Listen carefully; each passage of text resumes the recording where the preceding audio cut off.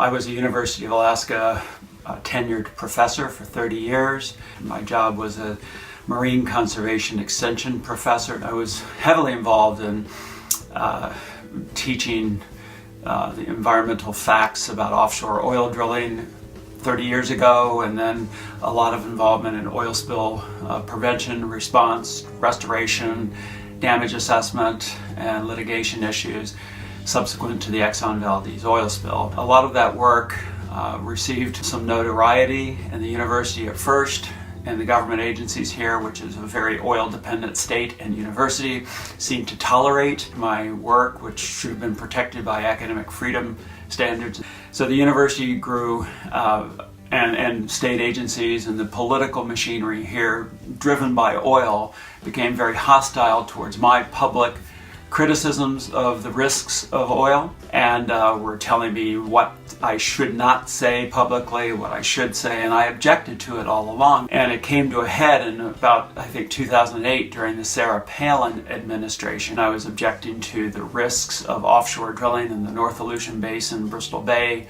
offshore area in the southeastern Bering Sea, which is one of the richest marine areas in the world.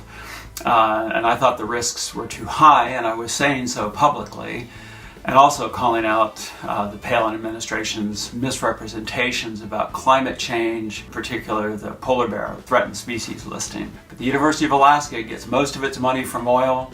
The state of Alaska gets most of its money from oil, and they were very cognizant of the fact that my public teachings were a threat to them politically and financially. So the university closed my office, terminated my federal funding, and they admitted why, because they didn't like what I was saying.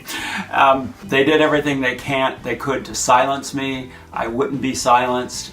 And then PEER stepped in, Public Employees for Environmental Responsibility, and they stepped in and made my case a national and international case. Well, a lot of people found out about it, and it's sort of a textbook case about the co-option of public institutions by powerful industrial interests. Even though I lost my position with the University of Alaska, the state university here, I think truth and integrity prevailed.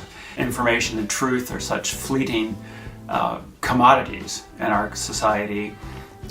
We're going to start seeing a lot of people starting to stand up, and PEER is the organization that really allows public employees the space and the protections to do their job.